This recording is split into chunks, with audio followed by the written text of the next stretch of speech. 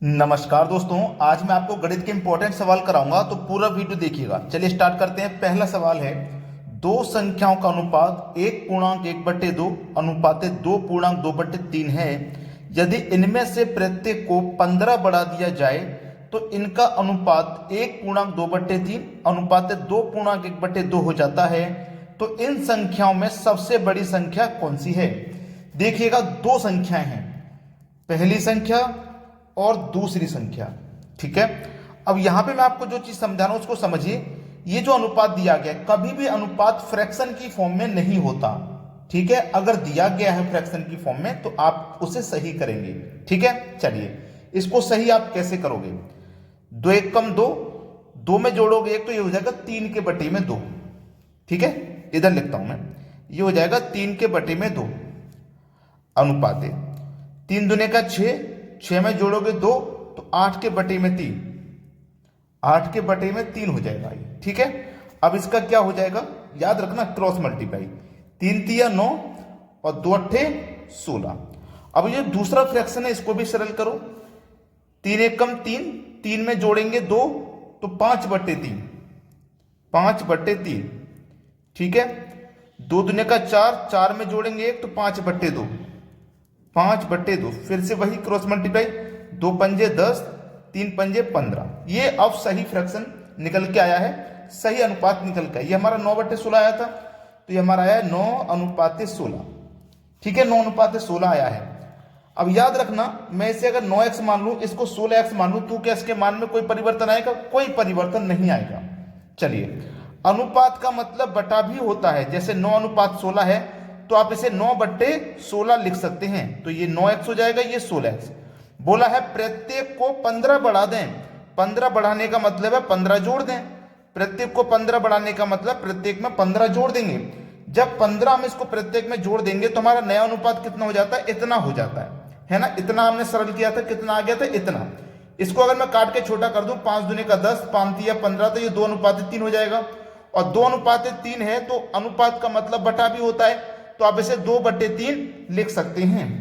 अब क्या हो जाएगा? Cross multiply. 3 × 27x प्लस 3 का 15 से मल्टीप्लाई, 15 × 45 बराबर 16 दूने 32x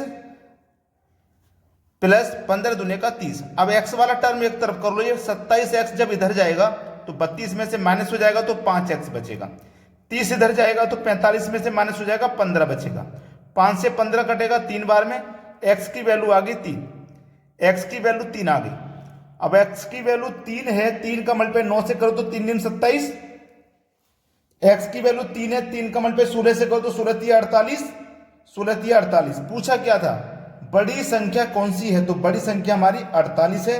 पहला ऑप्शन हो जाएगा सही जवाब। उम्मीद करूंगा सभी को प्रश्न आसानी से समझ में आ गया है। अब देखेंगे अगला सवाल।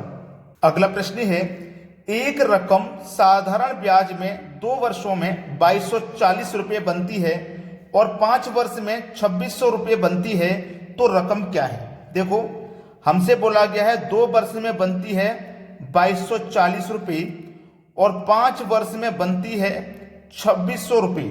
ठीक है, तो 2 वर्ष से जब हम 5 वर्ष पे पहुंचे तो इसका मतलब 3 वर्ष बढ़ गए, और 3 वर्ष में हमारी राशि कितनी बढ़ गई है वो चेक कर लेते हैं। 2240 से 2600 हो गई, इसका मतलब 360 रुपये बढ़ गई 3 वर्ष में। 3 वर्ष में राशि हमारी कितनी बढ़ रही है? 360। तो 1 वर्ष में कितनी बढ़ेगी? 1 वर्ष में इसका मतलब 120 बढ़ेगी। तो इसका मतलब ये हुआ कि 1 वर्ष का ब्याज हमारा 120 है, तो 2 वर्ष का कितना हो जाएगा? 2 वर्ष का हो जाएगा 240। तो हमारी राशि देखो 2 वर्ष में 2240 हो गई थी, इसका मतलब इस 2240 में हमारा 2 वर्ष का ब्याज शामिल है। इस 2240 में 2 वर्ष का ब्याज शामिल है, तो मैं 2 वर्ष का ब्याज घटा दूंगा तो मेरे पास मूलधन बचेगा। मैं 240 ब्याज को घटा देता हूं 2 साल का, तो 240 में से 240 गया तो बचेगा कितना? सीधा सीधा 2000। तो 2000 हमारा मूलधन है। वो रकम क्या थी? वो रकम हमारी 2000 थी, यानी कि बी ऑप्शन सवाल का बिल्कुल सही जवाब है। अब देखते हैं अगला प्रश्न। अगला सवाल है, जल और दूध के एक मिश्रण में 40 लीटर है। ठीक है, अब इसमें बोला 10% जल है। अब 10% जल है मिश्रण में, और कितना पानी मिलाया जाए कि मिश्रण में 20% हो जाए? भाई मिश्रण में जल हमारा 20% हो जाए। जो भी हमारा मिश्रण होगा वो अपने आप में 100% होगा। अब इस 100% में से जब 20% हमारा जल हो जाएगा, 20% हमारा जल हो जाएगा तो दूध हमारा 80% हो जाएगा कि नहीं। हमारे पास टोटल मिश्रण कितना है भैया, 40 का। टोटल मिश्रण 40 है, इसमें 10% जल है, 40 में जल कितना है, 10 है। ठीक है, जब हमारा जल 20% हो जाएगा तो हमारा दूध कितना रह जाएगा, 80 हो जाएगा। इसको बटे में रख लो, बस सवाल आंसर आ गया। 40 से 80 कट गया 2 बार में, और 2 से 10 कट गया 5 बार में। सवाल खत्म। 5 लीटर, इसमें कितना पानी मिलाया जाएगा, 5 लीटर पानी मिलाया जाएगा। यह सवाल का हो जाएगा बिल्कुल सही जवाब। अब देखते हैं अगला सवाल। अगला सवाल है, यदि किसी संख्या को 133 से विभाजित किया जाता है तो शेष 21 बचता है। यदि उस संख्या को 19 से विभाजित किया जाए तो शेष क्या बचेगा।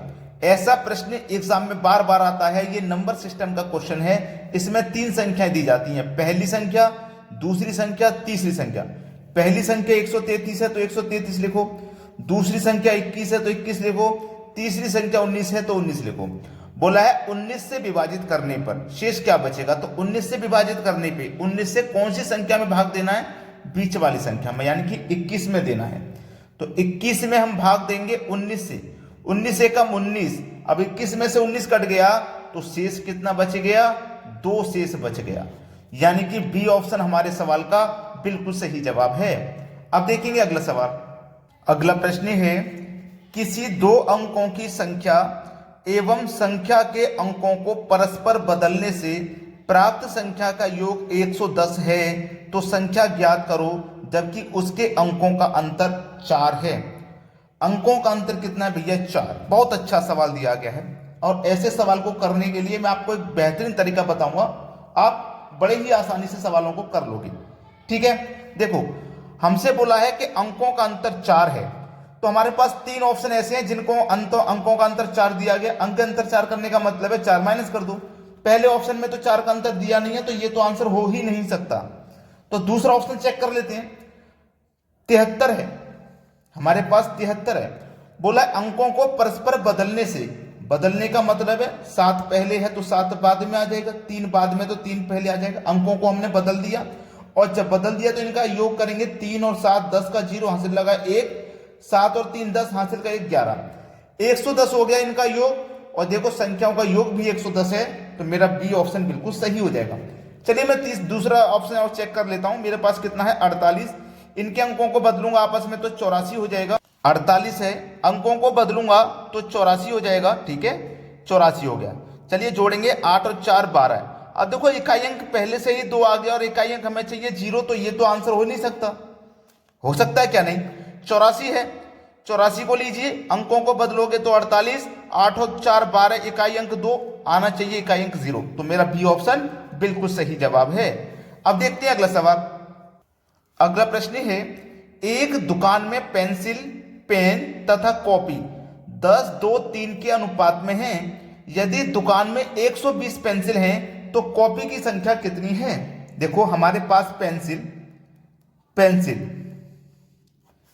पेन और कॉपी किस अनुपात में है, 10, 2 और 3 के अनुपात में है।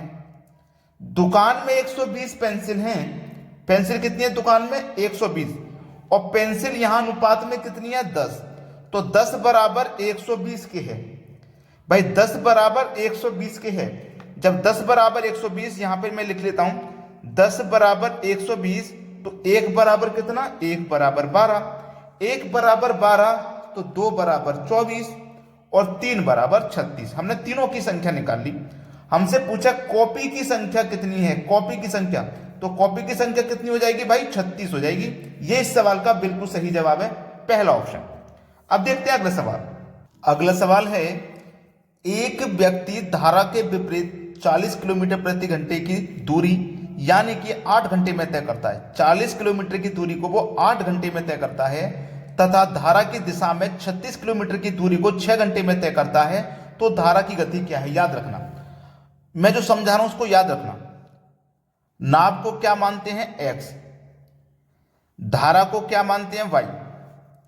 अगर हम धारा की दिशा में चलेंगे, नाव हो चाहे व्यक्ति हो, धारा की दिशा में जाएगा ना तो उसको x प्लस वाई लेना है, और विपरीत जाएगा धारा के विपरीत, धारा की उल्टी दिशा में जाएगा तो x माइनस वाई लेना है। ठीक है, इतना समझ लीजिए।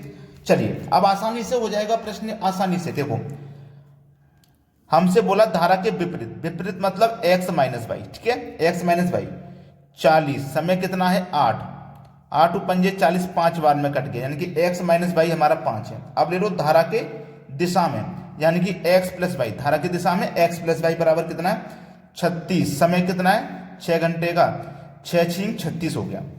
x माइनस वाई 5 है, x प्लस वाई हमारा 6 है। तो धारा की गति हमें बतानी है। धारा की गति देखो कैसे बताएंगे, धारा की गति, धारा यानी कि y का मान बताना। अब समझ लीजिएगा, x प्लस वाई बराबर हमारा कितना है 6, x माइनस वाई हमारा कितना है 5, x माइनस वाई 5 है। अब x और x 2x हो गया बराबर, प्लस का y माइनस का y कट गया, 6 और 5 11, इधर लिख लेता हूं 2x बराबर 11। अब 2 से 11 कट जाएगा 5.5 बार में, तो x का मान आ गया 5.5। ठीक है, अब मेरा x का मान है ना वो कितना है 5.5, x का मान यहां रख देता हूं, x का मान 5.5 है, x का मान 5.5। अब 5.5 में मैं कितना जोड़ूं, y का मान के 6 हो जाए। आप कहेंगे सर 0.5 ही तो जोड़ेंगे, 5.5 में 0.5 जोड़ेंगे तभी तो 6 होगा, तो y का मान मेरा 6 हो गया, y मतलब धारा का मान, और धारा का मान मेरा 0.5 हो गया। पहला ऑप्शन सही जवाब है। सभी को समझ में आ गया ना। बस वीडियो को लाइक नहीं किया है तो लाइक जरूर कर दीजिएगा। वीडियो देखने के लिए बहुत बहुत धन्यवाद।